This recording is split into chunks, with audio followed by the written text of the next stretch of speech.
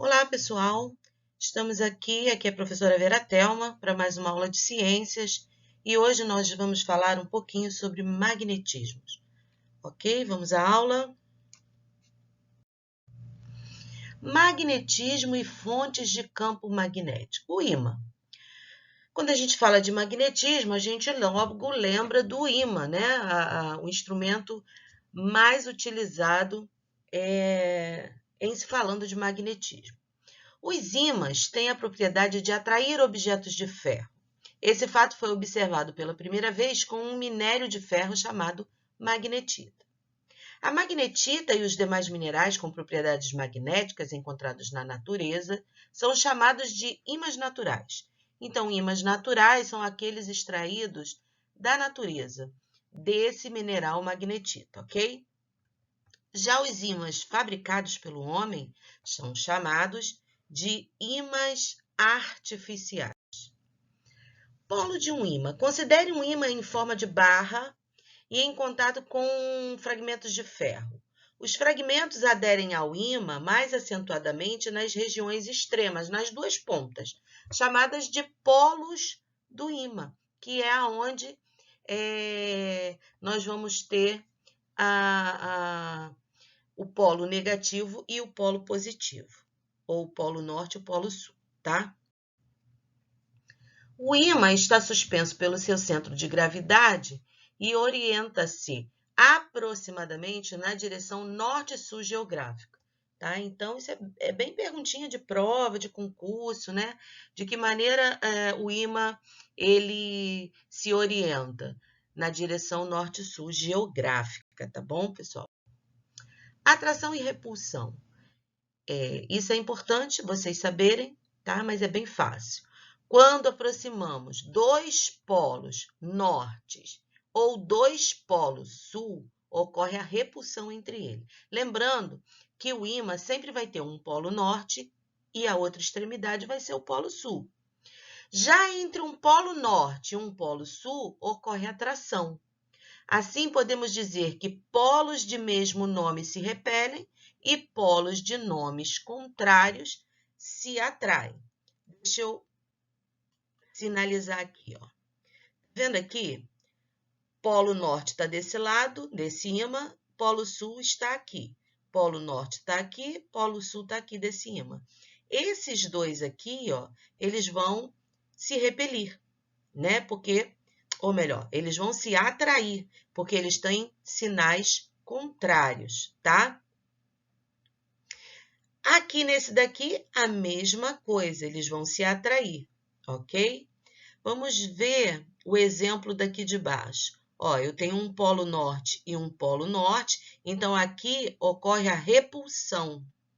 Aqui eu tenho um polo sul e um polo sul, aqui ocorre a repulsão também. E aqui eu tenho um polo sul e um polo norte, então vai ocorrer a atração. Ok, pessoal? Inseparabilidade dos polos de um ímã. Isso é uma propriedade do ímã, inseparabilidade, tá? Ao partir um ímã transversalmente, é impossível obter partes com apenas um polo. Observa-se que cada parte obtida constitui um novo ímã. Essa propriedade é denominada inseparabilidade dos polos. Então, toda vez que a gente quebra um ímã no meio, nós vamos ter dois novos ímãs, com o polo norte, polo sul, polo norte, polo sul, ok?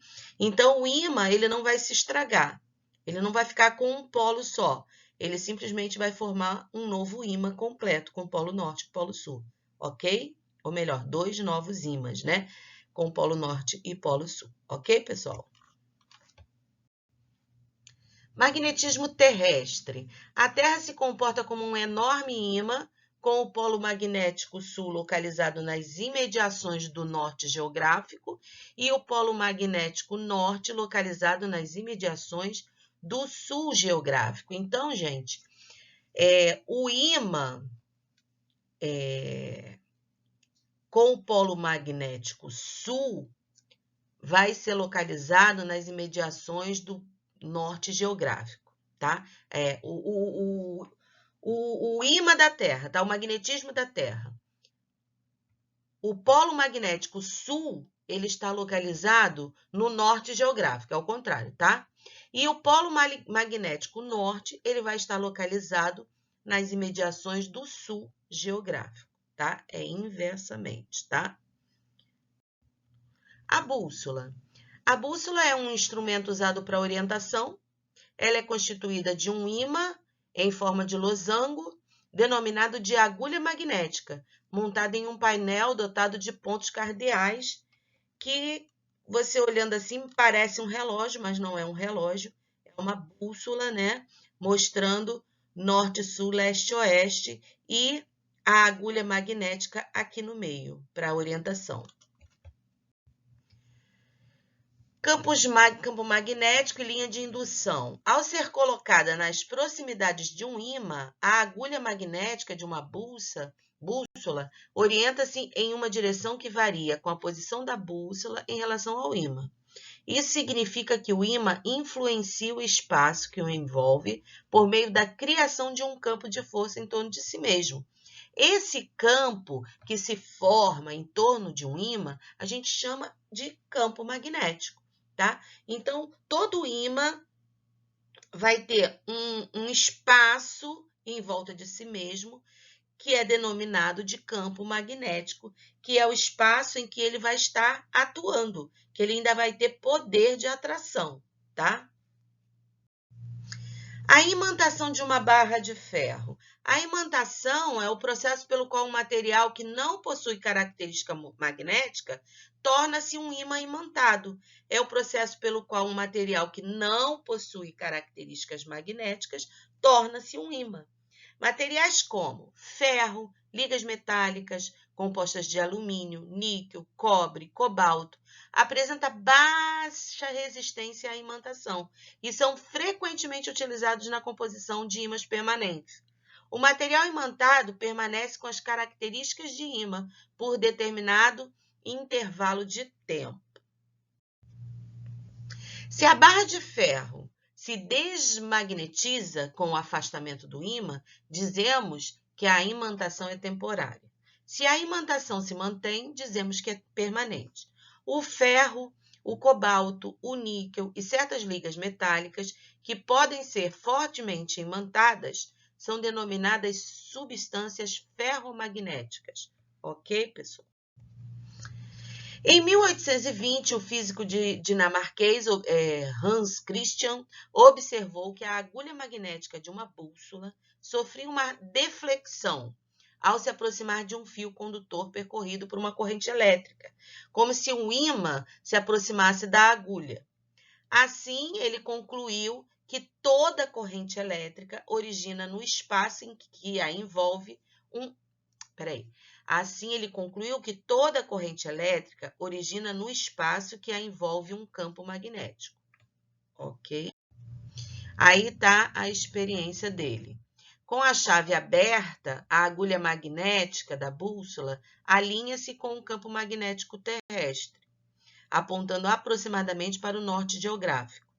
Com a chave fechada, o fio sobre a bússola é percorrido por uma corrente elétrica que cria um campo magnético ao seu redor, mudando a orientação da agulha magnética da bússola. Pessoal, tá aí o conteúdo sobre magnetismo, é bem básico mesmo, né? O 8º ano. Depois vocês vão rever esse conteúdo no 9º, vão rever lá no ensino médio, principalmente. Então, a gente falou bem o básico sobre magnetismo, tá aí o conteúdo. Não esqueçam de dar uma olhadinha no livro, na parte teórica do livro, tá? E eu desejo a todos uma boa sorte e uma boa avaliação. Obrigado e beijo!